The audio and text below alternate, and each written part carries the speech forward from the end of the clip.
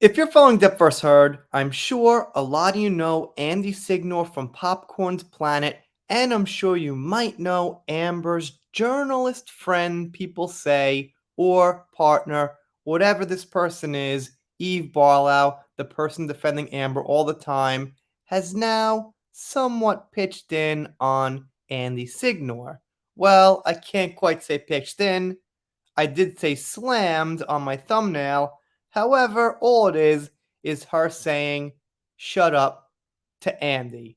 But the thing about that is, like I just said, I thought Eve was a journalist. I thought Eve was intelligent. I thought Eve had these great opinions on geopolitics and all this stuff going on in the world. But all she could say is, just shut up?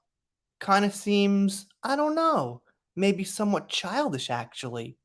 So he said this was never about doxing Camila, it's about uncovering biased, corrupt journalists so desperate for clout and culture wars they will do anything to push their BS narrative. Stay tuned. Then he's got a few links if you want to support his channel. With, of course, a Leonardo DiCaprio meme right there. Alright, I'm down for that. Why not? I'm cool with Leo, I guess. So if you don't know, Camila is this person, not gonna get deep into it, but someone on Twitter who popped out of nowhere with a decent following supporting Amber, and a lot of people found it, well, somewhat suspicious. There was a little thing about whether she was getting doxxed or not, and this and that. I don't really think so. And of course, Andy replies and says, no, Eve Barlow, I won't shut up. In fact, I'll be sure to talk even louder. Glad to hear we're onto something. Eve Barlow made my week. We gotta discuss this now. Plus, that bogus bot Sentinel research study against that umbrella guy and so much more. So, as you know, a lot of people behind the scenes keep targeting Andy and that umbrella guy. Obviously, probably because they're the biggest channels out there that cover Johnny. That's my guess. But it doesn't seem like they're making so much ground. Obviously, Eve blames YouTube for wanting revenue and the partnership to continue. But honestly, YouTube is a multi-billion-dollar company. They get hundreds and thousands of videos uploaded every hour, and that's a lot of ad revenue. I don't think they're worried so much about that umbrella guy and if they should let him keep going or not. If he was breaking the rules, if Andy was breaking the rules, they'd say so.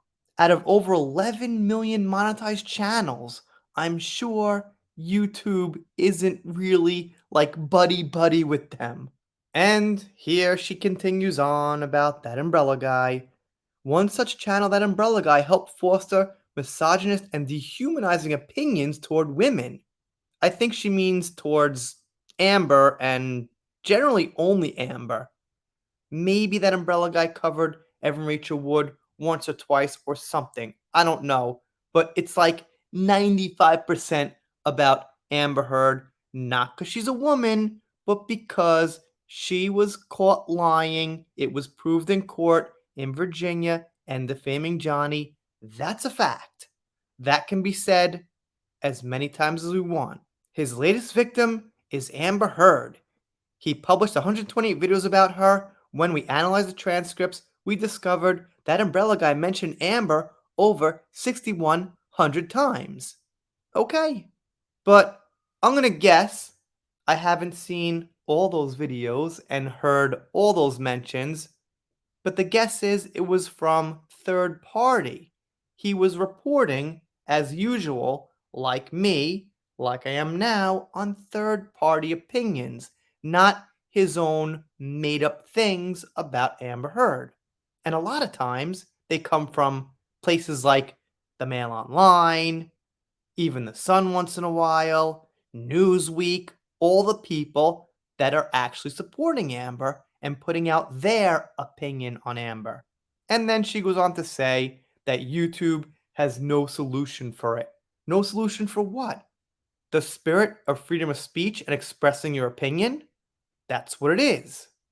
He's not claiming she did anything to him to defame her.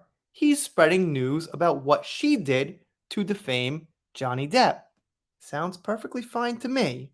And then she complains that he makes huge profit. Well, wait a minute. If his channel sucked, like a lot of channels do, no offense to anybody out there whatsoever, but if the channel sucked, obviously, no one would watch it no matter what he was talking about. Same thing goes for Andy. If the channel sucked, no one would watch it, and there would be no profit. They profit because of their personality, because it's based on content, personality, and also, drum roll, hard work. You got to work at it every day. Find stories every day. You can't just snap your fingers and make some videos and be successful. You got to lose sleep. You got to sacrifice hobbies, personal time, even some of your money. So that's one thing I guess Eve doesn't know much about. And of course, since this was not on Eve's comment controlled Twitter account, we got some responses. And this person, Jennifer, says, seriously, this is the best comeback answer you can come up with all your journalistic scholarly training? My 8-year-old child could come up with a better response. That's what I was saying. Eve's response is very childlike. Just shut up. Do you think he's wrong? Do you know why he's wrong? Can you say why he's wrong? Can you back it up with facts? Guess not. But what you can say is just shut up. Doesn't really actually help her argument in saying that.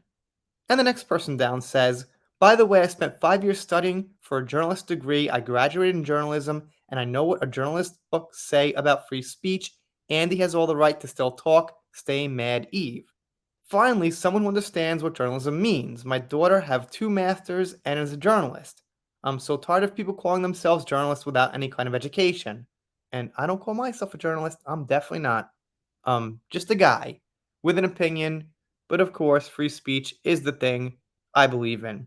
But not in the Washington Post to defame somebody and lose them millions and millions of dollars. That's not actually right to do. But I digress. We know the story there. And this person says, as Seth Rogen would say, air in the wind. And what I said here a little while ago, my video is obviously still there from a few days ago. Seth Rogen, I think, coined the phrase Eve plus passing gas. I won't even say it. You guys know it. We all know it. But the fact is, or I should say, I think the fact is that Seth coined that phrase.